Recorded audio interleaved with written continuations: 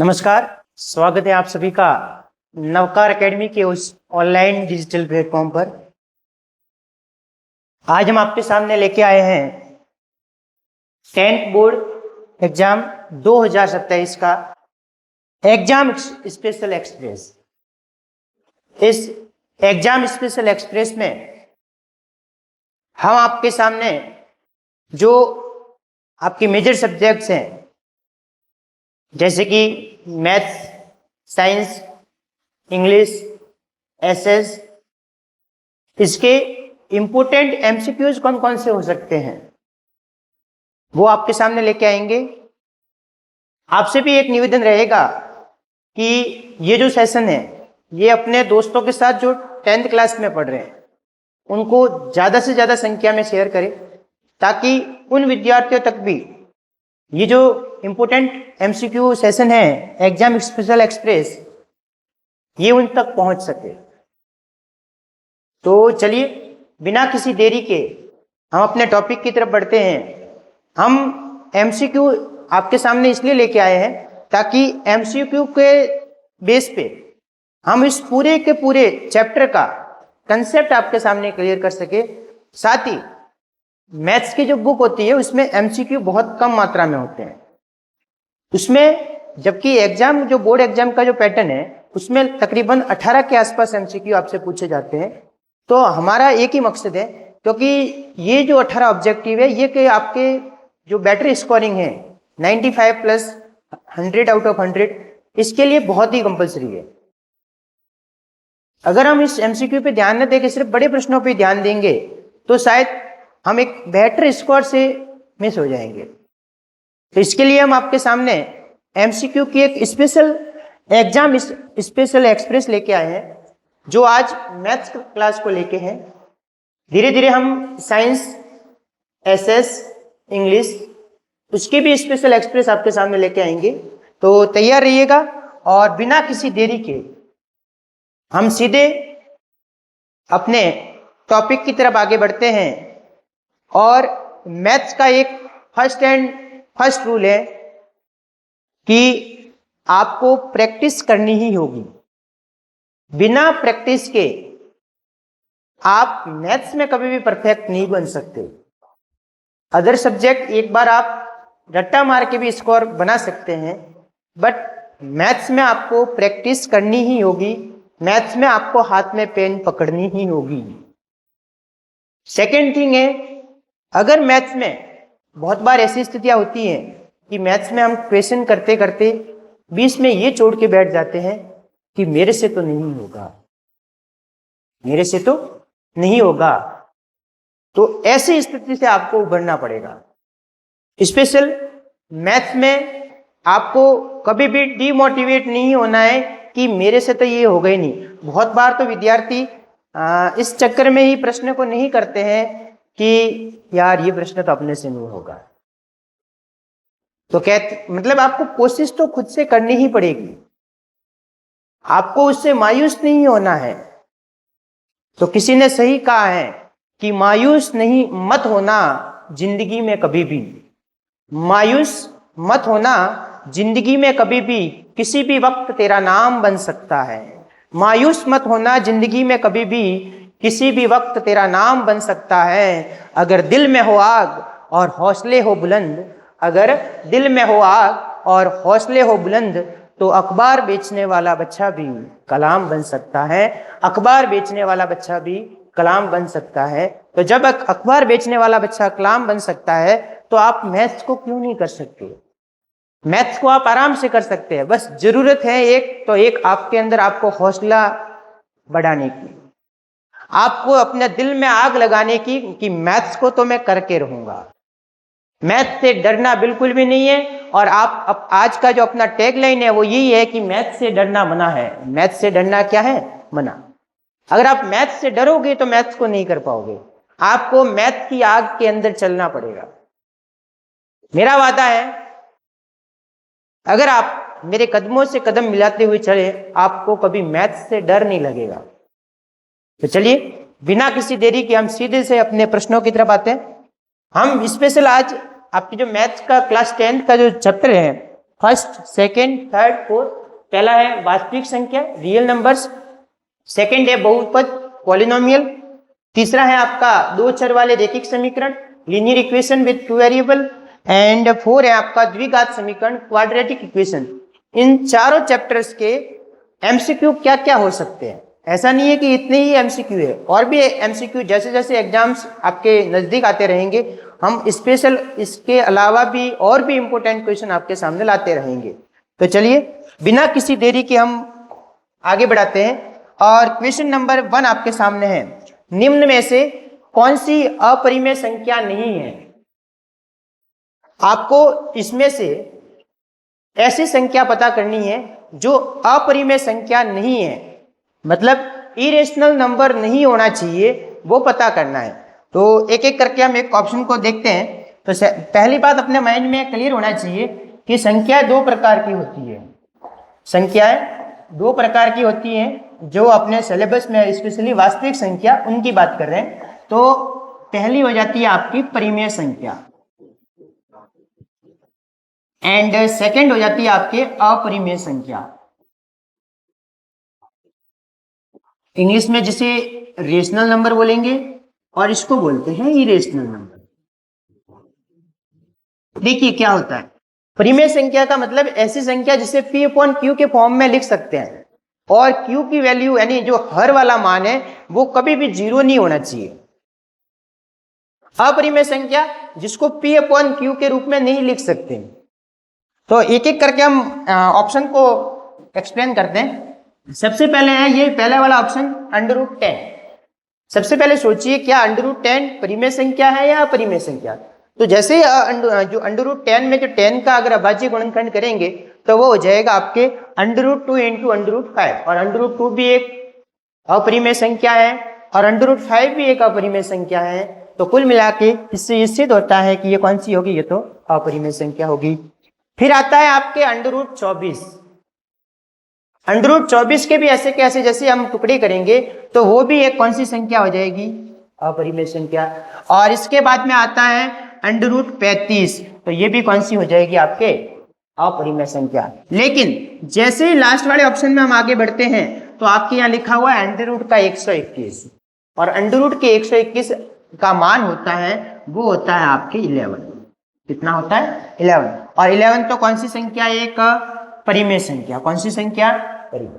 तो 11 एक परिमेय संख्या है, क्यों? क्योंकि 11 को हम कहीं ना कहीं P अपॉन Q के फॉर्म में लिख सकते हैं। तो अपना जो राइट आंसर हो जाएगा निम्न में से कौन सी अपरिमेय संख्या नहीं है। अपरिमेय संख्या नहीं का मतलब है अपने को यहाँ से परिमेय संख्या यानी रेशनल नंबर कहीं ना कहीं ढूंढ के लाना है। तो रेशनल नंबर आपका कौन सा हो गया, ऑप्शन नंबर डी। उम्मीद करता हूं आपको ये प्रश्न समझ में आ गया होगा।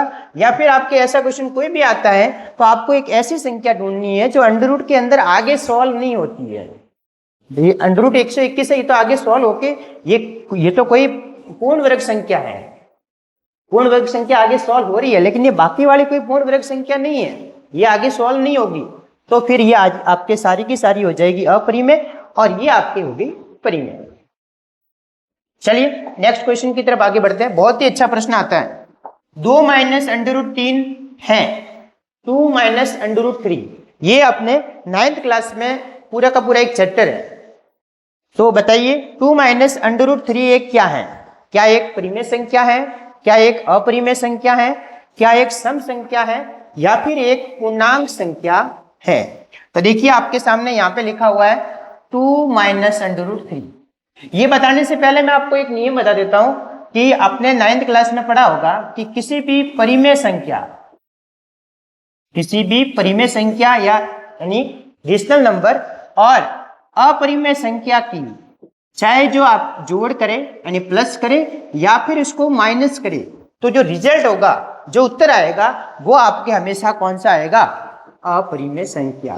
कहने का मतलब है कि अगर आप कोई भी परिमेय संख्या और अपरिमेय संख्या को अगर जोड़ते हैं चाहे घटाते हैं तो जो आंसर आएगा वो आपके अपरिमेय संख्या आएगा। तो सेम यहाँ पे कहानी है। देखिए 2 एक आपका क्या है, परिमेय संख्या। √3 क्या है, अपरिमेय संख्या। और परिमेय संख्या में से अपरिमेय संख्या हम माइनस कर रहे हैं, तो देखती बात है जो रिजल्ट आएगा, जो आंसर आएगा आपका, वो एक अपरिमेय संख्या आएगी, इरेशनल नंबर। तो ऑप्शन नंबर बी आपका राइट आंसर होता। मान लीजिए आपको कभी ऐसा दे दे कि अपरिमेय संख्या व वास्तविक संख्या, तो वो भी आपका राइट आंसर होगा, बिकॉज क्योंकि जो हर एक परिमेय संख्या और अपरिमेय संख्या वास्तविक संख्या भी होती है। चलिए नेक्स्ट आगे की तरफ बढ़ते हैं। पाई क्या है, बताइए पाई क्या है? क्या एक परिमेय संख्या है, क्या एक अपरिमेय संख्या है, क्या एक वास्तविक संख्या है, या फिर अपरिमेय संख्या और वास्तविक संख्या है? बहुत ही अच्छा सवाल है। बहुत सारे बच्चे कंफ्यूजन होते हैं कि सर अब इस स्थिति में हम क्या करें। तो हमेशा याद रखिएगा पाई एक अपरिमेय संख्या है। पाई एक क्या है? अपरिमेय संख्या, इरेशनल नंबर। सर पाई एक अपरिमेय संख्या क्यों है? क्योंकि जो पाई की जो रियल वैल्यू होती है वो होती है 3.14, ऐसे ऐसे करके कंटिन्यू आगे बढ़ती जाती है। और हमेशा जो पाई जो अपरिमेय संख्या होता है उसका दशमलव प्रसार होता है अशांत अनावर्ती। अशांत का मीन्स है वो एक तो रुकता नहीं है, और अनावर्ती का मीन्स है वो कभी रिपीट नहीं होता है। सेम का सेम ग्रुप कभी भी रिपीट नहीं होता है। तो जो पाई है उसका दशमलव प्रसार होता है 3.14, ऐसे ऐसे कंटिन्यू चलता ही रहता है। तो वो एक आपकी होगी अपरिमेय संख्या। कौन सी होगी? पाई एक अपरिमेय संख्या। साथ ही साथ ध्यान रखिएगा, अगर आपको कहीं पे 22/7 पूछ ले तो 22/7 एक परिमेय संख्या है। सर 22/7 एक परिमेय संख्या क्यों है? क्योंकि 22/7 आपको कहीं ना कहीं कौन से रूप में दिया हुआ है? P/Q के रूप में। और आपको पता है कोई भी संख्या अगर P/Q के फॉर्मेट में दी हुई हो तो, और उसका अगर जो हर वाला मान है Q की वैल्यू है वो कभी 0 नहीं हो, तो वो कौन सी संख्या हो जाएगी? आपके परिमेय संख्या। तो आपको पूछ ले कोई भी 22/7 क्या है, तो 22/7 आपका परिमेय संख्या है। पाई क्या है? तो पाई अपरिमेय संख्या है। तो देखिएगा ऑप्शन के बेस पे आंसर देना है, संभल के थोड़ा आंसर देना है, क्योंकि जब भी विशेषकर मैथ्स की बात करूं या फिर किसी भी सब्जेक्ट की बात करूं, आपको भले ही आपको आंसर आता है, एक बार आप चारों ऑप्शन चेक कीजिए। बहुत बार ऐसी स्थितियां होती हैं कि एक बेटर ऑप्शन को आपको सिलेक्ट करना होता है, उपयुक्त ऑप्शन को, तो उस स्थिति में आपके आंसर चेंज भी हो सकता है। जैसे कि फर्स्ट ऑप्शन है परिमेय संख्या, तो पाई परिमेय संख्या तो है ही नहीं, पहला तो कैंसिल आउट हो गया यहीं पे अपना। दूसरा अपरिमेय संख्या, सर बिल्कुल मे भी हो सकता है ये।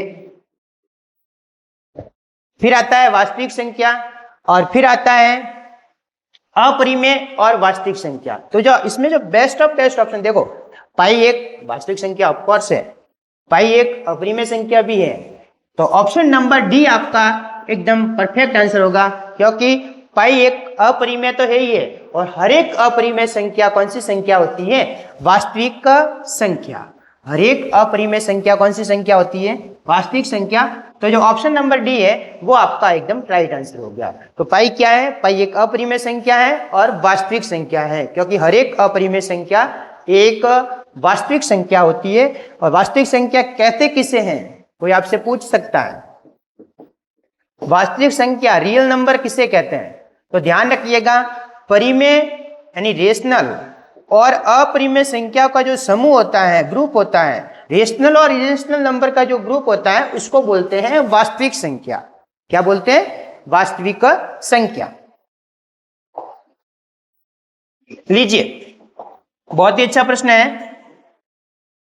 दो संख्याओं का मस 15 है और लसब 105 है, यदि उनमें से एक 5 है तो दूसरी क्या होगी? ये कह रहा है कि आपके सामने दो संख्या है, उनमें से उनका HCF 15 है और LCM जो है वो आपका 105 है। तो बताइए उनमें से अगर एक संख्या 5 है तो जो दूसरे वाली संख्या है वो क्या होगी? ये आपको पता करना है। तो आपको इसके लिए आपको इनके बीच में एक रिलेशन होता है, LCM HCF, और जो दो संख्या है उनके बीच में एक रिलेशन होता है, वो रिलेशन पता होना बहुत ही जरूरी है।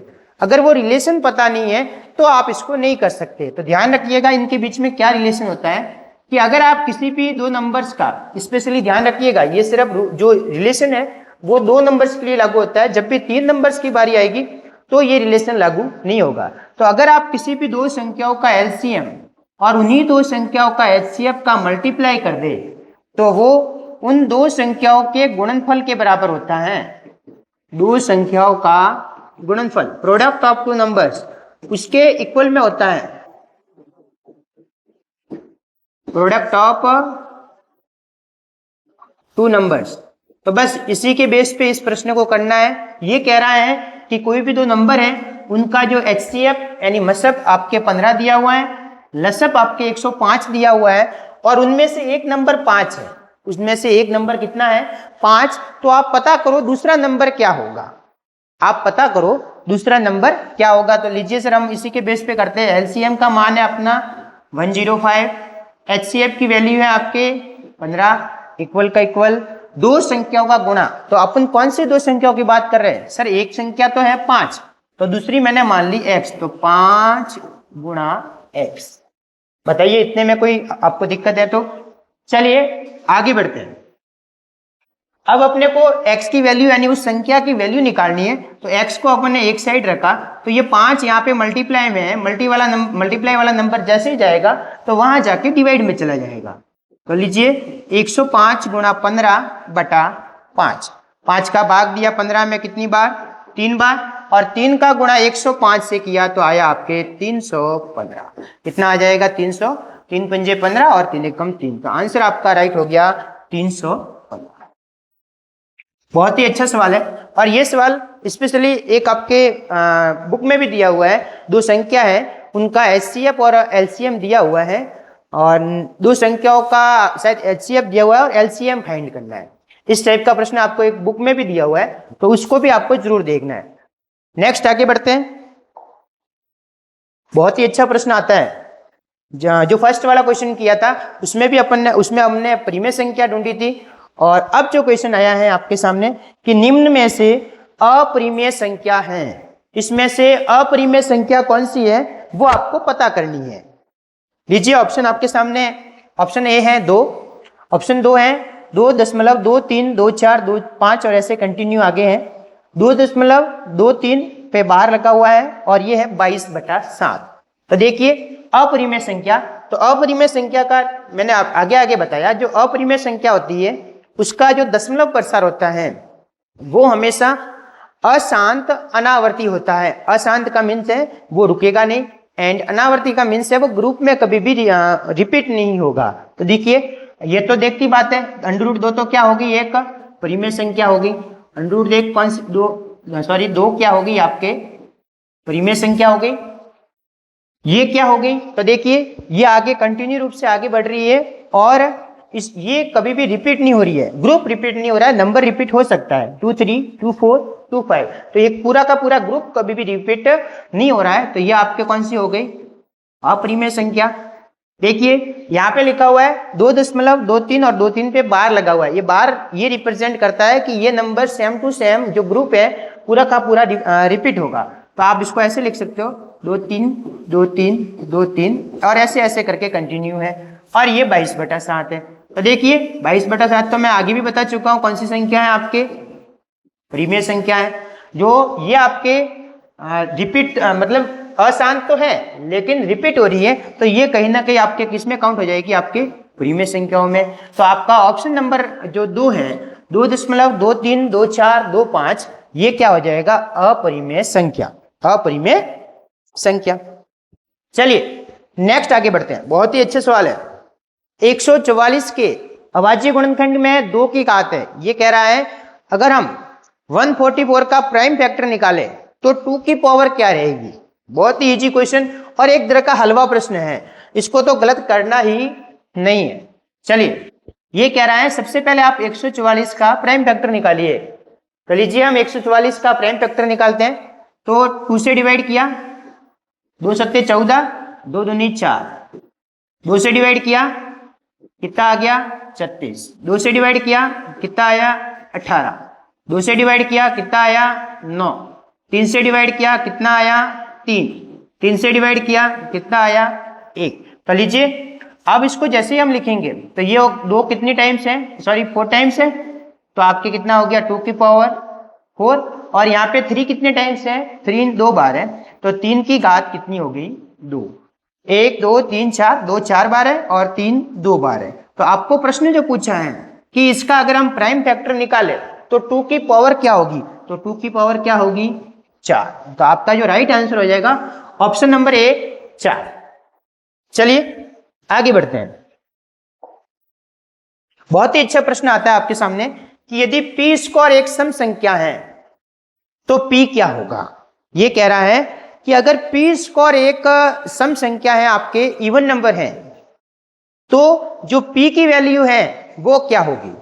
अगर आपको इससे रिलेटेड थ्योरम याद नहीं है तो आप एक प्रैक्टिकल तरीके से भी कर सकते हैं। आप ऐसी कोई स्क्वायर वाला नंबर, यानी स्क्वायर नंबर एक ऐसा ढूंढिए जो एक सम संख्या हो। जैसे कि आपको 2-3 स्क्वायर नंबर की बात करता हूं, एक 64 की बात करी, एक मैंने 36 की बात करी, और भी कोई स्क्वायर वाला नंबर है उसकी बात करी। तो देखिए 64 एक माना, 64 एक पी स्क्वायर का मान है। अगर आपको इससे पी निकालना है तो कहीं ना कहीं आपको 64 का अंडर रूट करना पड़ेगा, और 64 का अंडर रूट कितना हो जाएगा 8। यहाँ पे 36 या 36 का करेंगे तो कितना आ जाएगा 6। तो देखिए अगर पी स्क्वायर एक सम संख्या है तो पी भी क्या हो रही है, एक सम संख्या। 8 भी एक आपका सम संख्या है, 6 भी आपकी एक सम संख्या है। तो अगर पी स्क्वायर एक सम संख्या होती है तो उसकी जो मूल संख्या होती है यानी पी होता है वो भी सम संख्या ही होगी। तो आपका जो आंसर, राइट आंसर है ऑप्शन नंबर क्या हो जाएगा बी। पी स्क्वायर एक सम संख्या है तो पी भी एक सम संख्या ही होगी। आप इसको प्रैक्टिकल करके भी देख सकते हैं तो आपको ज्यादा समझ में आएगा। लीजिए अगला प्रश्न, बहुत ही अच्छा प्रश्न और अभी लेटेस्ट करवाया मैंने। इसने कहा है कि 2 नंबर्स हैं, एक तो है ए और एक नंबर है आपका 18। इनका एलसीएम है ना वो 36 है, 36, और ए और 18 का जो एचसीएफ है वो है आपका 2। तो बताइए ए की वैल्यू क्या होगी। ये कह रहा है 2 संख्या है ए और 18, इनका एलसीएम 36 है और जो एचसीएफ है वो है 2। तो बताइए उसमें ए की वैल्यू क्या होगी। तो मैंने अभी भी आपको बताया कि एचसीएफ का अगर मल्टीप्लाई आप एलसीएम से करते हैं तो वो 2 संख्याओं के गुणा के बराबर होता है। 2 संख्याओं का गुणनफल, 2 संख्याओं का गुणनफल। देखिए अपने को 2 संख्या कौन कौन सी सर बात कर रहा है, एक तो ए की बात कर रहा है और एक किसकी बात कर रहा है 18 की। चलिए पहले वो 2 संख्या ही लिख लेते हैं, एक तो सर ए और एक 18, इन दोनों संख्याओं का हम यहाँ मल्टीप्लाई कर रहे हैं। अब इनका निकालना है एचसीएफ। एचसीएफ का मतलब इसकी वैल्यू कितनी है आपके एचसीएफ की 2।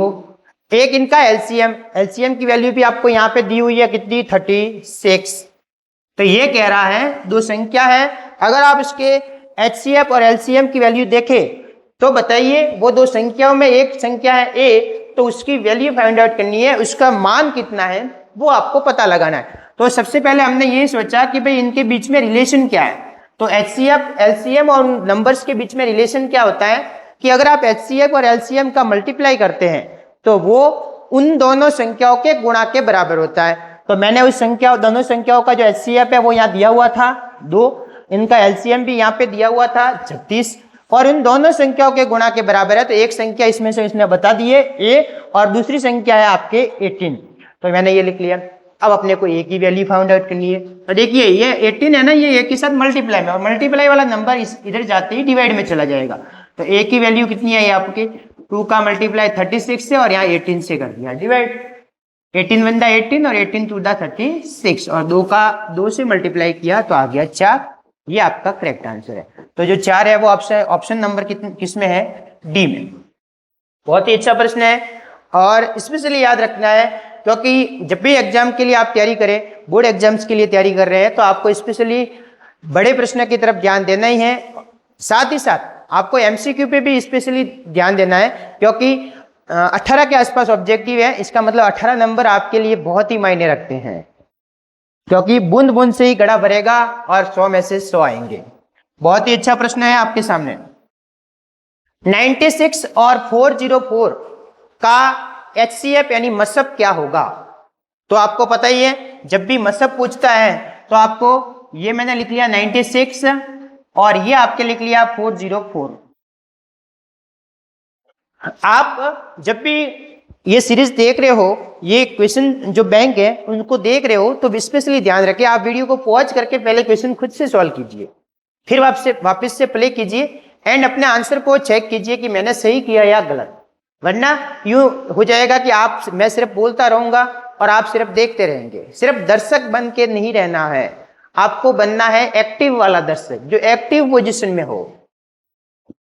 चलिए 2 से डिवाइड किया कितना आ जाएगा, 2 4 द 8, 2 8 द 16, 2 से डिवाइड किया 24, 2 से डिवाइड किया 12, 2 से डिवाइड किया 6, 2 से डिवाइड किया 3 और 3 से डिवाइड किया तो कितना आ गया 1। इधर आए 2 से डिवाइड किया कितना आ गया 202, 2 से डिवाइड किया कितना आ गया 101 और 101 से डिवाइड किया तो कितना आ गया 1, क्योंकि 101 एक का प्राइम नंबर है, अभाज्य संख्या, तो 101 में 101 का ही भाग जाएगा। चलिए आगे बढ़ते हैं। अब अपने को निकालना है मसब। क्या निकालना है, मसब, जिसे बोलते हैं HCF।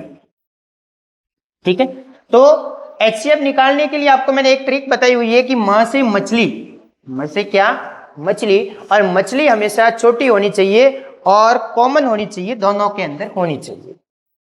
तो देखिए हम पहले पता करते हैं 96 का क्या अभाज्य गुणनखंड है। तो 96 में 2 कितनी बार है, 1 2 3 4 5, तो 2 की घात 5 गुणा 3, यहाँ पे आए 404 की में, और 404 में यहाँ पे है आपके 2 की घात 2 गुणा 101।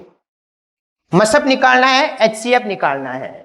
मसब निकालने के लिए मछली लेनी है, म से मछली, और मछली होनी चाहिए छोटी और सबके अंदर हो, यानी कॉमन जो है उसी को लेना है। देखिए 2 इसमें भी है, 2 इसमें भी है, इसका मतलब कॉमन तो है। अब अपन आते हैं छोटी बात पे। यहाँ पे 2 की घात है 5 और यहाँ पे 2 की घात 2, बताइए कौन है छोटा, 2 की घात 3 इसमें है, इसमें नहीं है, लेना ही नहीं है। 101 इसमें है, इसमें नहीं है, लेना ही नहीं है। तो चलिए 2 की घात 2 और 2 की घात 2 की वैल्यू कितनी होती है आपके 4। तो ऑप्शन नंबर जो डी हो जाएगा वो एकदम करेक्ट आंसर हो जाएगा। हो सकता है आपको एग्जाम में इसमें HCF यानी मसब की जगह LCM पूछ ले, तो वो भी आपको इजीली करना है। चलिए आगे बढ़ते हैं। बहुत ही अच्छा प्रश्न है कि 2 परिमेय संख्या है, 2 परिमेय संख्या है, अगर उसके HCF की वैल्यू और LCM की वैल्यू सेम है, स्पेशली ध्यान रखिएगा, परिमेय संख्या की बात कर रहा है, अपरिमेय संख्या की बात नहीं कर रहा है। तो ये कह रहा है 2 परिमेय संख्या है, तो इसके HCF की वैल्यू और LCM की वैल्यू सेम है, तो बताइए वो संख्या क्या होगी। बहुत ही इजी क्वेश्चन और थोड़ा कंसेप्चुअल क्वेश्चन की भी हमको समझ के करना पड़ेगा। तो ये कह रहा है HCF और LCM कब बराबर होगा, आप खुद सोचिए। देखिए जैसे कि मैंने 2 संख्या कोई भी ले ली और उसको अगर मैं देखूंगा कि उनका HCF और LCM कब बराबर आता है, तो HCF क्या होता है, जो अधिक से अधिक कॉमन क्या आ सकता है, हाईएस्ट कॉमन फैक्टर, और LCM क्या होता है, कॉमन मल्टीपल उनका क्या है, कम से कम, लोएस्ट कॉमन मल्टीपल या फिर लिस्ट कॉमन मल्टीपल। तो ये तभी बराबर होगा जब वो संख्या कहीं ना कहीं क्या होगी, पूरी तरह से समान। अगर 2 नंबर सेम है तभी उनका HCF और LCM बराबर होगा, और वो नंबर्स होने चाहिए एक परिमेय संख्या। जैसे कि मैंने कहीं पे भी ले लिया, जैसे कि 5 और 5। अब आप इस 5 और 5 का भले HCF निकाले यानी कॉमन निकाले, तो इनमें कॉमन ऑलरेडी 5 ही है, और LCM निकाले तो LCM हमेशा सेम नंबर का वही आता है। तो हमेशा HCF और LCM तभी बराबर होगा जब वो दोनों के दोनों नंबर इक्वल में हो, दोनों के दोनों नंबर क्या हो, बराबर। लेकिन ये कंडीशन हमेशा कौन सी लगेगी, परिमेय संख्याओं के लिए। चलिए नेक्स्ट आगे बढ़ते हैं। हाँ जी, 144 और 198 का महत्तम समापवर्तीय यानी HCF बताइए क्या होगा। 144 और 198 का मसब क्या होगा। तो देखिए ये लिखा मैंने 144 और ये लिखा आपके 198। 2 से डिवाइड किया, 2 सत्ते 14, 2 दूनी 4, 2 से डिवाइड किया, 2 तिये 6, 2 छक्के 12, 2 से डिवाइड किया 18, 2 से डिवाइड किया 9, 3 से डिवाइड किया 3, 3 से डिवाइड किया 1। यहाँ पे 2 से डिवाइड किया, 2 में 18 और वापस 2 में 18 99, वापस 2 से डिवाइड होगा नहीं तो हमने 3 से डिवाइड किया, कितना आया 33, 3 से डिवाइड किया 11 और 11 से डिवाइड किया 1। चलिए 144 और यहाँ पे 2 कितनी बार है, 1 2 3 4 बार, तो 2 की घात 4, 2 की पावर 4 हो जाएगी और यहाँ पे 3 की पावर क्या हो जाएगी 2। इधर आए 198 के लिए 2 इंटू 3 की पावर 2 और ये कितना हो गया 11। मसअप निकालना है, HCF निकालना है। अभी अभी मैंने आगे वाले भी कहा था म से मछली, और मछली हमेशा क्या होनी चाहिए, छोटी। मछली छोटी होनी चाहिए और सब में दोनों में होनी चाहिए। इधर आए हम, यहाँ पे देखो 2 यहाँ पे भी है, 2 यहाँ पे भी है, यहाँ पे 2 की घात 4 है और यहाँ पे कुछ नहीं दी हुई है, इसका मतलब 2 की घात कितनी है 1। तो बताइए आप ही खुद कि इसमें से छोटी घात कौन सी है, तो सर 2 की घात 1, 2 की घात 4 तो बड़ी हो जाएगी। फिर आइए अपन 3 की बारी, यहाँ पे 3 की घात 2, यहाँ पे 3 की घात 2, सेम संख्या है तो देखती बात है छोटे वाला भी है खुद सेम ही है, तो 3 की घात 2। 11 इसमें है लेकिन इसमें नहीं है, और मसअप के लिए तो फर्स्ट एंड फर्स्ट रूल है कि कॉमन तो होना ही चाहिए। बताइए 3 की घात 2 होती कितनी है 9 और 2 की घात 1 होती है 2, और 2 और 9 का मल्टीप्लाई किया तो आपके आया 18। कितना आया 18। इतने में कोई दिक्कत मेरे ख्याल से नहीं होनी चाहिए। तो बहुत ही अच्छा प्रश्न है और आपको एग्जाम में इनको करने से नहीं चूकना है। चलिए आगे बढ़ते हैं। लीजिए बहुत ही अच्छा सवाल, ये कह रहा है a और b दो धनात्मक पूर्णांक हैं। इस प्रकार है कि a की वैल्यू दी हुई है x की power 3 y square and b की वैल्यू दी हुई है x क्यूब y स्क्वायर और b की वैल्यू दी हुई है x y क्यूब। तो आपको इसका HCF निकालना है a और b का। तो बिल्कुल भी ऐसे प्रश्नों से डरना नहीं है, आपको सीधा सा जो प्रश्न दिया हुआ है, जो संख्या दी हुई है, इसकी वैल्यू को लिखना है। a की वैल्यू आपकी दी हुई है x क्यूब y स्क्वायर, जो b की वैल्यू है वो आपकी दी हुई है x y क्यूब। तो बताइए इसका HCF क्या होगा, और HCF के लिए आपके फर्स्ट एंड फर्स्ट कंडीशन यही है। HCF के लिए फर्स्ट एंड फर्स्ट कंडीशन यही है कि मैंने पहले भी कहा मसअप, और म से मछली होनी चाहिए छोटी और दोनों के अंदर होनी चाहिए कॉमन होनी चाहिए। तो देखिए पहले मुझे बताते हैं, अपन इसके टुकड़े अगर करना भी चाहेंगे तो ये x और y दो ही हैं इसमें। तो देखिए यहाँ पे x की घात 3, यहाँ पे x की घात 1, तो छोटा कौन हुआ, x तो है ही है, दोनों में कॉमन तो है ही है, तो x की घात 1 छोटा हुआ। इधर आए हम y का स्क्वायर और y का क्यूब, तो देखती बात है छोटा कौन हुआ y का स्क्वायर। तो देखो इसका आंसर हो जाएगा, जो मसअप हो जाएगा HCF हो जाएगा वो हो जाएगा x y स्क्वायर। उम्मीद करता हूं इस प्रश्न में आपको कोई दिक्कत नहीं होती। एक बार फिर से समझिएगा, अपने को पूछा है इसने a और b दो नंबर्स हैं और पॉजिटिव इंटीजर्स हैं, आपको इसका HCF निकालना है। और HCF निकालने के लिए हमेशा हम छोटे वाली घात लेते हैं और कॉमन वाला चीज लेते हैं कि भाई दोनों में कॉमन होता है वो, क्योंकि HCF का मीनिंग ही होता है हाईएस्ट कॉमन फैक्टर, कम अधिक से अधिक कॉमन क्या आ सकता है, तो कॉमन का मतलब दोनों में होना चाहिए, और जो छोटी से छोटी संख्या होती है वही हमेशा कॉमन ज्यादा आती है। तो देखिए यहाँ पे x की घात 1, यहाँ पे x की घात 3, तो छोटा कौन हुआ x की घात 1, यहाँ पे y की घात 3, यहाँ पे y का स्क्वायर, तो छोटा कौन हुआ y स्क्वायर। तो ये ऑप्शन नंबर जो बी है वो आपका एकदम करेक्ट आंसर हो जाएगा। चलिए दो संख्या है a और b, तो उसका HCF क्या होगा। बहुत ही अच्छा सवाल है कि दो संख्या है a और b, आपको उसका HCF निकालना है। तो HCF का मीन्स होता है कॉमन और दोनों में आना चाहिए। आपको देखिए ये नंबर 1 है a और एक है b, आपको इसमें कॉमन क्या दिख रहा है, क्या आपको इसमें कुछ भी कॉमन दिख रहा है, नहीं सर कुछ भी कॉमन नहीं। और जहां पे कुछ भी कॉमन नहीं है तो आप ऐसे भी इसको लिख सकते हैं, तो इसका मतलब कहीं ना कहीं कॉमन इसमें क्या है 1। सेकेंड थिंग, HCF का मतलब होता है कि आपको छोटी से छोटी घात लेनी है, ये तो कॉमन है ही नहीं दोनों, तो ये तो कैंसिल हो गए, और एक खुद छोटा ही है, तो आपका जो फाइनल आंसर हो गया वो क्या हो गया 1। तो जो दो संख्या है HCF, उनका जो AB है उनका जो HCF है वो आपके हो जाएगा 1। जहां पे कुछ भी कॉमन नहीं होता, चाहे वो कोई सा भी नंबर दिया हुआ है, अगर आपको बात करें 7 और 13, जैसे कि ये दो नंबर दिए हैं और बोल दे कि इसका HCF क्या होगा, तो इसका HCF भी एक ही होगा, क्योंकि यहाँ कुछ भी कॉमन नहीं है। आपके 7 के आगे अभाज्य गुणनखंड नहीं कर सकते और 13 का भी अभाज्य गुणनखंड नहीं कर सकते, क्योंकि ये तो खुद अभाज्य संख्या है। अभाज्य संख्या का जो गुणनखंड है वो एक तो खुद होता है और या फिर एक होता है, इसके अलावा कुछ भी नहीं होता है। चलिए बहुत ही अच्छा प्रश्न है। निम्न में से बहुपद कौन सा है, इसमें से पॉलिनोमियल कौन सा है वो आपको फाइंड आउट करना है। बताइए फटाफट से पॉलिनोमियल कौन सा है,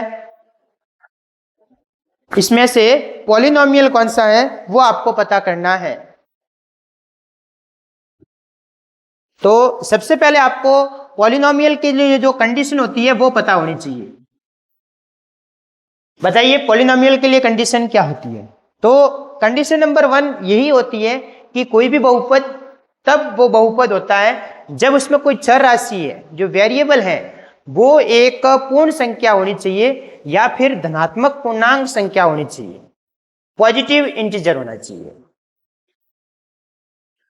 हमेशा ध्यान रखिएगा, पूर्ण संख्या के लिए, सॉरी, बहुपद के लिए पहली शर्त जो इसकी घात है वो क्या होनी चाहिए, एक पूर्ण संख्या, होल नंबर। अगर होल नंबर नहीं है तो फिर वो बहुपद नहीं होगा। इसकी घात कभी भी माइनस में नहीं होनी चाहिए, एक परिमेय संख्या नहीं होनी चाहिए, वरना सब गड़बड़ घोटाला हो जाएगा और वो बहुपद नहीं होगा। हम एक एक का ऑप्शन को एक्सप्लेन करते हैं। जैसे कि ये ऑप्शन है, यहाँ पे देखिए टी के ऊपर अंडर रूट लगा हुआ है और अंडर रूट का मीन से होता है कहीं ना कहीं जो टी की पावर है वो है आपके 1/2। टी की पावर कितना है, 1/2। तो ये आपके जो बहुपद है, पॉलिनोमियल है, वो नहीं होगा, क्योंकि 1/2 तो एक परिमेय संख्या है, पूर्ण संख्या नहीं है, होल नंबर नहीं है। हम आगे सर यहाँ पे y की घात 1 है, बिल्कुल यहाँ तक तो सही है। लेकिन जैसे ये जो नीचे y दिया हुआ है, आप इसको ऊपर की तरफ जैसे ही लेके जाओगे तो ये जो घात है वो माइनस में हो जाएगी। तो ये हो जाएगा y + 2y की घात -1, और -1 पूर्ण संख्या नहीं है तो ये भी कैंसिल हो जाएगा। 2 ऑप्शन तो आपके कैंसिल हो गए। तीसरे जो ऑप्शन नंबर बी है उसमें दिया हुआ है अंडर रूट, और अंडर रूट भी एक कहीं ना कहीं जो इसकी घात बनती है अंडर रूट की वो बनती है 1/2, और 1/2 घात है वो एक परिमेय संख्या है, तो वो भी एक बहुपद नहीं हो सकता। तो राइट आंसर हो जाएगा आपके √3x²। इसमें जो चर राशि है वो x है और x की घात दी हुई है वो 2, और 2 एक पूर्ण संख्या है, तो ये बहुपद होगा। 9th क्लास में ये पूरा का पूरा क्वेश्चन है आपका। लीजिए 65 और 117 का HCF 65m - 117 के रूप में है, तो m का मान क्या होगा। बहुत ही अच्छा क्वेश्चन है आपके सामने, बस इसको समझने की जरूरत है। जो समझ पाएगा वही इस क्वेश्चन को कर पाएगा, वरना ये क्वेश्चन आपके गलत आंसर ला सकता है। एक बार देखिए, ये कह रहा है कि दो संख्या है 65 और 117, इसका HCF दिया हुआ है आपको, वो दिया हुआ है 65m - 117। तो चलिए हम भी इसका HCF निकालते हैं अपने मेथड से। इसने तो निकाल के इस फॉर्मेट में दिया है, ये लिखे मैंने 117। बोलिए सबसे पहले किसका भाग जाएगा। सबसे पहले हम भाग दे दिया इसका 5 का, 5 एकम 5, 5 तिये 15, 13 का एक बार। 117 में 2 का जाएगा नहीं, हम देते हैं 3 का, 3 तिये 9, 2 बचे, 3 9 27, 3 का दिया 1, 3, 13 का दिया। तो देखिए 65, और 65 को हम क्या लिख सकते हैं, 5 × 13, 117 और 117 को लिखते हैं 3 की घात 2 × 13। अपने को निकालना है इसका HCF, और HCF मसब का मतलब मछली, और मछली छोटी होनी चाहिए और दोनों के अंदर होनी चाहिए, तभी वो मछली काम करेगी। देखिए 5 इसमें है लेकिन इसमें पूरे में कहीं में भी नहीं है, तो 5 तो नहीं लेना है। 3 की घात 2 इसमें है लेकिन 3 इसमें कहीं पे भी नहीं है, तो वो भी नहीं लेना है। सर 13 इसमें भी है, सर 13 इसमें भी है, तो कहीं ना कहीं जो इसका मसब HCF हो गया वो कितना हो गया, 13। तो इसका मतलब ये कहना चाहता है कि हम तो कह रहे हैं HCF आया सर 13, और ये क्वेश्चन कह रहा है कि इसका HCF कितना आया, 65m - 117। तो इस 13 को हम क्या करेंगे, इसके बराबर लिख लेंगे, क्योंकि ये दोनों मान कहीं ना कहीं बराबर है। बराबर कितना लिख लिया, 13। देखिए 65m को हमने इसी साइड रखा, ये 117 को जैसे इस साइड था यहाँ पे माइनस का था, और उस साइड जाके ये कितना हो जाएगा, प्लस का। तो 65m, बताइए 117 में 13 जोड़ा तो आपका कितना हो जाएगा 117 और 13 हो गया 130। तो जो m की वैल्यू है 130 में 65 का डिवाइड किया और 65 का टेबल 2 बार बोलते हैं तो आपके कितने आते हैं 130। तो जो m है उसकी वैल्यू आपके हो जाएगी 2। m की वैल्यू कितनी हो जाएगी 2। बहुत ही अच्छा प्रश्न है। ऐसे प्रश्न आपको बुक में विशेषकर नहीं मिलते हैं, तो स्पेशली ऐसे क्वेश्चन को मिला के जाना है। अगर आपको मैथ्स में बेस्ट से बेस्ट स्कोर लाना है तो आपको कुछ अलग लीक से हटना, मतलब हटकर ही चलना पड़ेगा। जो लीक से हटके चलेगा, केवल जो बुक के क्वेश्चन है उसके भरोसे नहीं बैठेगा, वही अच्छा स्कोर कर सकता है। बुक के क्वेश्चन ऑफकोर्स आपको करने ही है, एक भी प्रश्न मिस नहीं करना है। उसके साथ साथ जब भी आपका बुक का सारा मटेरियल कंप्लीट हो जाए तब आप इन एक्स्ट्रा क्वेश्चंस को भी कर सकते हैं। चलिए, बहुत ही अच्छा प्रश्न है।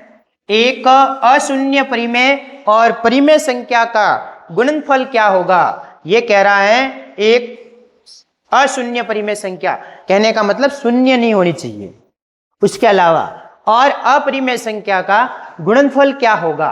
तो बताइए, आपको बता देता हूं। इसका एक रूल्स है कि भाई अगर आप कोई भी अशून्य परिमेय, कोई भी नंबर हो सकता है वो, अशून्य परिमेय और अपरिमेय संख्या कोई भी, अगर आप उनका मल्टीप्लाई करेंगे, अपरिमेय संख्या उनका मल्टीप्लाई करेंगे तो जो रिजल्ट आएगा वो हमेशा अपरिमेय, चाहे मल्टीप्लाई करो या चाहे डिवाइड करो, तो जो आंसर आएगा आपका वो हमेशा आएगा अपरिमेय संख्या।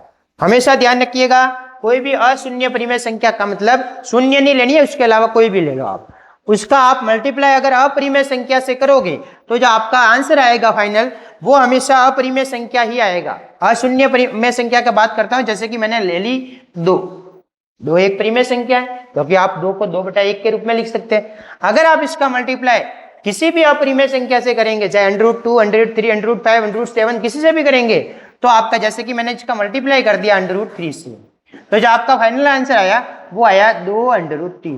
तो जो 2√3 है ये भी एक क्या होगी? अपरिमेय संख्या ही होगी। तो ध्यान रखिएगा, अगर आप कभी भी अशून्य परिमेय संख्या और अपरिमेय संख्या का मल्टीप्लाई करते हैं या से डिवाइड करते हैं, आपका जो आंसर है वो अपरिमेय संख्या आएगा। लेकिन मान लीजिए आपने अशून्य की जगह शून्य परिमेय संख्या ले ली, जैसे कि शून्य परिमेय संख्या कौन सी हुई? 0। 0 भी तो एक परिमेय संख्या है, क्योंकि 0 को हम कहीं ना कहीं 0/1 के रूप में लिख सकते हैं। अगर आपने इसका मल्टीप्लाई किसी भी अपरिमेय संख्या से कर दिया, जैसे कि √2, तो 0 का √2 से मल्टीप्लाई किया, फाइनल आंसर क्या आया? 0। 0 तो फिर से परिमेय संख्या आएगी। तो विशेष ध्यान रखिएगा, हमेशा अशून्य परिमेय संख्या और परिमेय संख्या का गुणनफल ही क्या होगा? अपरिमेय संख्या। अगर अशून्य की जगह शून्य ले ली तो फिर गाड़ी गड़बड़ घोटाला हो जाएगी और आपका आंसर आ जाएगा परिमेय संख्या। लीजिए, बहुत ही अच्छा क्वेश्चन है आपका। एक बार फिर से, एक द्विघात बहुपद में शून्यकों की अधिकतम संख्या क्या होती है? ये कह रहा है एक क्वाड्रेटिक इक्वेशन है और इसमें अधिक से अधिक जीरो यानी शून्य कितने हो सकते हैं? तो ध्यान रखिएगा, आपने जो बहुपद पढ़े, सबसे पहला बहुपद पढ़ा है शून्य बहुपद, जीरो पॉलिनोमियल। फिर हमने जो बहुपद पढ़ा वो पढ़ा रेखिक बहुपद। फिर हमने जो बहुपद पढ़ा वो पढ़ा द्विघाती बहुपद। इस तरह से 3 बहुपदों के बारे में हमने स्टडी करते हैं। शून्य बहुपद जिसमें चर राशि की जो घात है अधिक से अधिक वो होती है 0, वो कहलाता है आपके शून्य बहुपद। रेखिक बहुपद, उसमें वो जिसमें चर राशि की जो मैक्सिमम पावर होती है वो घात कितनी होती है? 1, उसको बोलेंगे रेखिक बहुपद। और तीसरा है द्विघाती बहुपद, यानी जो चर राशि है उसकी अधिक से अधिक घात है वो कितनी होनी चाहिए? 2। अगर चर राशि की घात 2 होगी तो वो हो जाएगा द्विघाती बहुपद। और द्विघाती बहुपद के जो जितनी भी, हमेशा ध्यान रखना, जितनी चर राशि की अधिक से अधिक घात होती है उस समीकरण के, उस बहुपद के हल भी उतनी होते हैं। अगर रेखिक बहुपद की बात करेंगे तो उसका हल सिर्फ 1 होगा, क्योंकि उसमें चर राशि की अधिक से अधिक घात, मैक्सिमम पावर है वो 1 है। इसमें चर राशि की अधिक से अधिक घात है 2, जैसे कि x की घात 2 -2x + 10, इस टाइप से कोई द्विघाती बहुपद दे दिया, तो जब आप इसका सॉल्यूशन करेंगे तो इसकी वैल्यूज भी 2 आएगी। तो हमेशा जो द्विघाती बहुपद होता है उसमें शून्यक या जिसे कहते हैं मूल, उनकी अधिकतम संख्या क्या हो सकती है? तो द्विघाती बहुपद में शून्यकों की अधिकतम संख्या क्या हो सकेगी? 2। स्पेशली ध्यान में रखिएगा एग्जाम में, अगर आप ये ध्यान नहीं रखते हैं तो फिर आपको कहीं ना कहीं स्कोरिंग में नुकसान हो सकता है।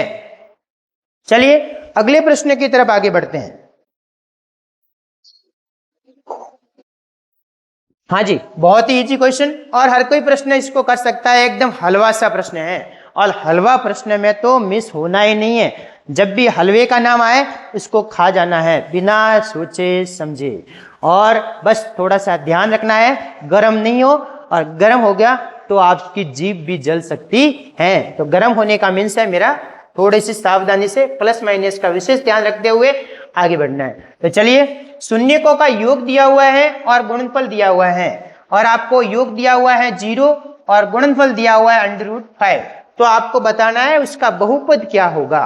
तो ध्यान रखिएगा, कभी भी आपको शून्यकों का योगफल दिया हुआ हो, गुणनफल दिया हुआ हो, और आपको अगर इसका बहुपद निकालना है कि योग इतना है, गुणनफल इतना है, तो बहुपद निकालना है तो क्या होगा? ध्यान रखिएगा, x² माइनस शून्यकों का योग गुणा x प्लस शून्यकों का गुणनफल, शून्यकों का गुणनफल, और इसका मान कितना होता है? 0।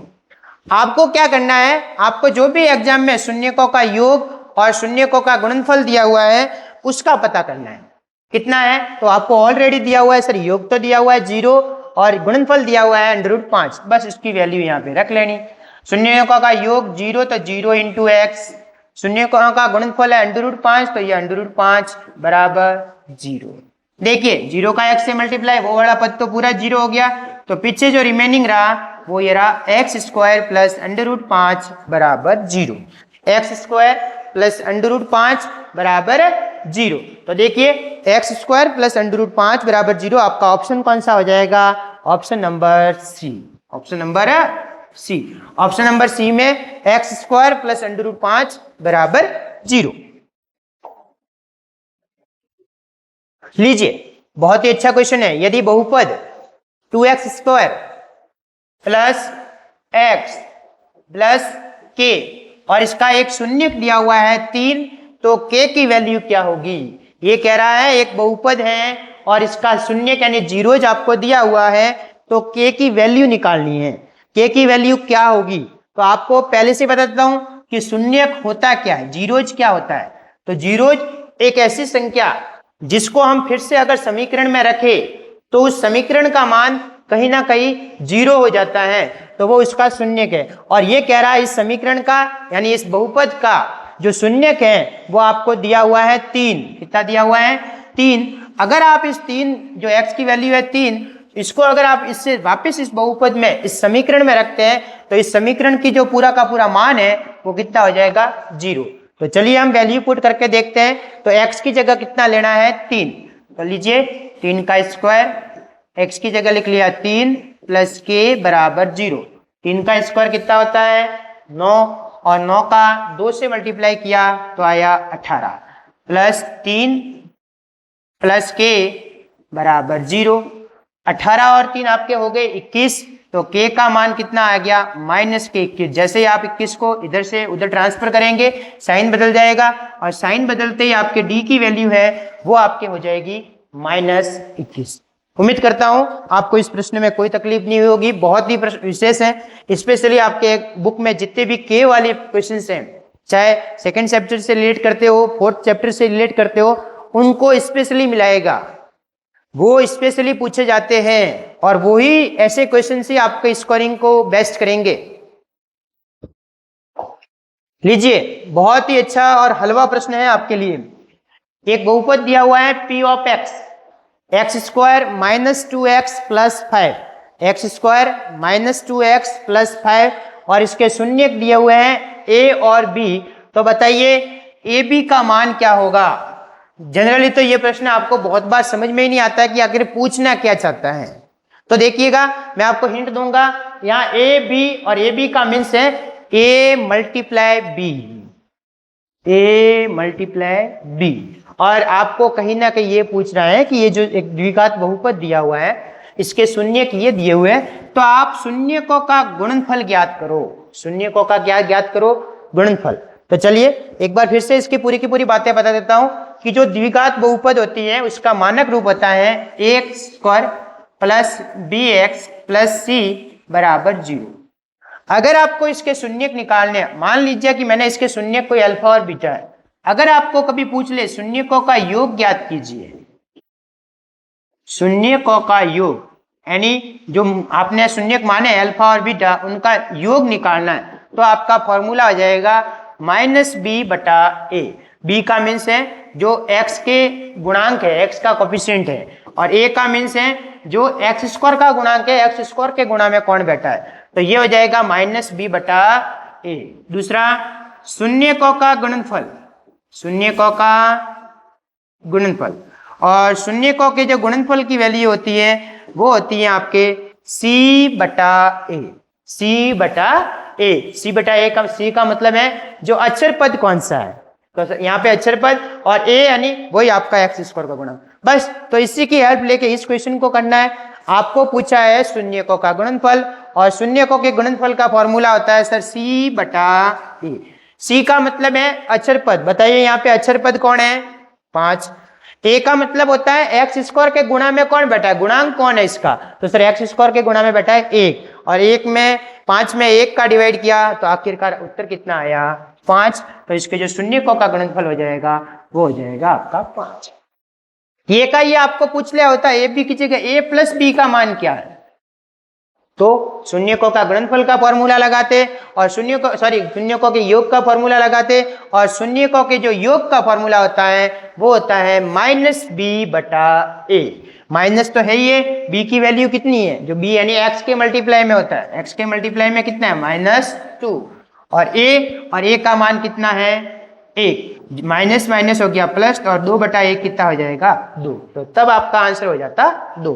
तो कोई सा भी प्रश्न आपसे पूछा जा सकता है, आपको पूरा अलर्ट रहना है। चलिए आगे बढ़ते हैं। लीजिए यदि p of x 4x square plus 7x minus 5x cube की घात है, ये कह रहा है एक बहुपद है और इसकी घात कितनी है, तो सबसे पहले आपको पता ये होना चाहिए कि बहुपद की घात होती क्या है। बहुपद की घात इंग्लिश में जिसे बोलते हैं डिग्री ऑफ पॉलिनोमियल। बोलिए क्या होती है बहुपद की घात? तो ध्यान रखिएगा किसी भी बहुपद में जो चर राशि की अधिक से अधिक कम घात, maximum power of variable, maximum power of variable वही आपके होती है डिग्री उस पॉलिनोमियल की। आपका यहाँ जो पॉलिनोमियल है वो ये है, और यहाँ पे जो चर राशि है वो है x, और x की मैक्सिमम से मैक्सिमम पावर है वो कितनी है 3। तो जो इस बहुपद है जो पॉलिनोमियल है इसकी घात, इसकी डिग्री भी कितनी हो जाएगी 3। स्पेशली ध्यान रखिएगा, बहुत ही अच्छा प्रश्न है, 9th में ये चैप्टर था बहुपद की घात क्या होती है। तो ध्यान रखिएगा बहुपद की घात का मतलब जो भी आपको बहुपद दिया हुआ है उसमें चर राशि कौन सी है, उसकी मैक्सिमम से मैक्सिमम पावर यानी अधिक से अधिक घात कितनी है। यहाँ पे देखो यहाँ 2 है, यहाँ 1 है, यहाँ 3, तो मैक्सिमम से मैक्सिमम कितनी हुई 3, और तो 3 आपका क्या हो जाएगा आंसर। लीजिएगा निम्न में से रेखिक बहुपद है, निम्न में से रेखिक बहुपद यानी लीनियर पॉलिनोमियल कौन सा है, तो आपको ध्यान होना चाहिए कि लीनियर पॉलिनोमियल कौन सा होता है, ऐसा बहुपद जिसमें चर राशि की अधिक से अधिक घात कितनी होती है, चर राशि की अधिक से अधिक घात होती है 1, वो आपके होता है रेखिक बहुपद। चलिए एक एक करके जांच करते हैं कि है कि नहीं। देखिए सबसे पहले इसमें चर राशि x की अधिक से अधिक पावर कितनी है 2, तो ये तो होगा ही नहीं। इसमें भी x की पावर कितनी है 2, तो ये भी होगा नहीं, और यहाँ पे भी 2 है तो ये भी होगा नहीं। तो पीछे रहा आपके x, और x की अधिक से अधिक घात है 1, तो आपका जो रेखिक बहुपद है वो हो जाएगा ऑप्शन बी, ऑप्शन ना बी। लीजिए आगे बढ़ते हैं। चलिए 3x + 2y = 11 को संतुष्ट करने वाला युग्म है, ये कह रहा है ये जो आपको इक्वेशन दी हुई है, पहली बात तो आपको ध्यान होनी चाहिए ये समीकरण कौन सा है, ये कहीं ना कहीं थर्ड चैप्टर की बात कर रहा है, दो छर वाले रेखिक समीकरण। तो ये कह रहा है यहाँ पे x और y की ऐसी आप क्या वैल्यू रखोगे तो आपके आंसर 11 आ जाएगा। तो एक एक करके ऑप्शन को ट्राई करना है, कौन सा ऑप्शन में x की जगह जो पहली वैल्यू है वो x की है, दूसरी y की, कौन से ऑप्शन में अपन x की जगह 1 रखे और y की जगह 4 रखे तो क्या 11 आ सकता है।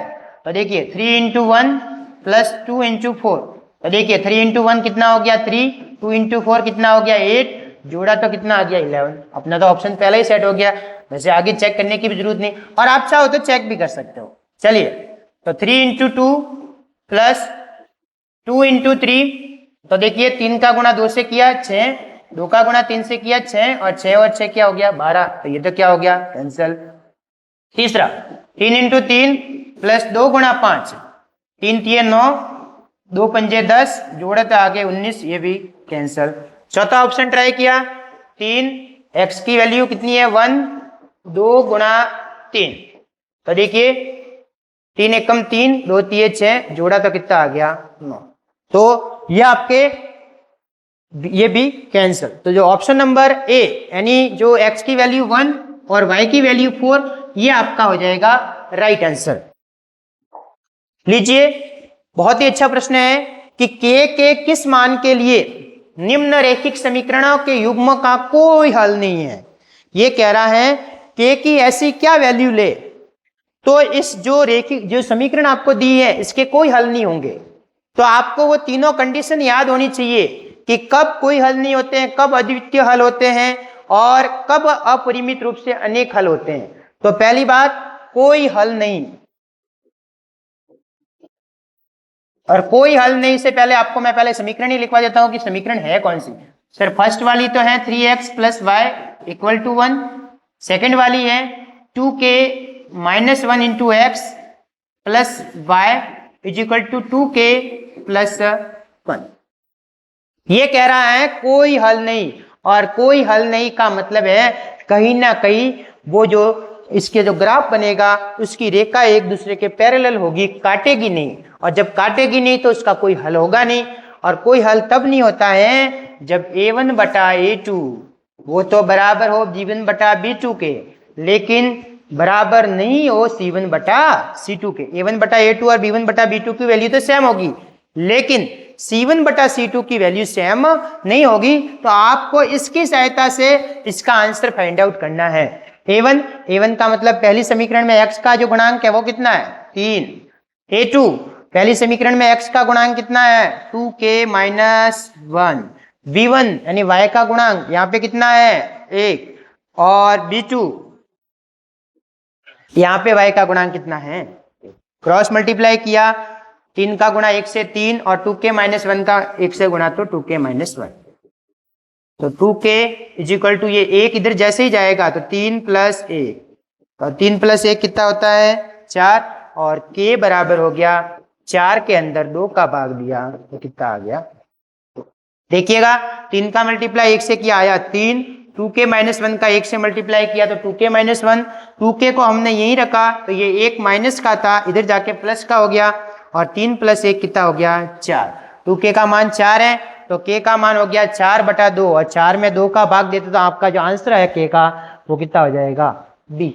बहुत ही अच्छा क्वेश्चन है, एग्जाम में स्पेशली ऐसे क्वेश्चंस को ध्यान रखना है। ऐसा का ऐसा सेम क्वेश्चन k के किस मान के लिए इस समीकरण और इस समीकरण का अद्वितीय हल होगा, यूनिक सॉल्यूशन होगा, सिंगल सॉल्यूशन होगा, एक ही हल होगा, तो बताइए।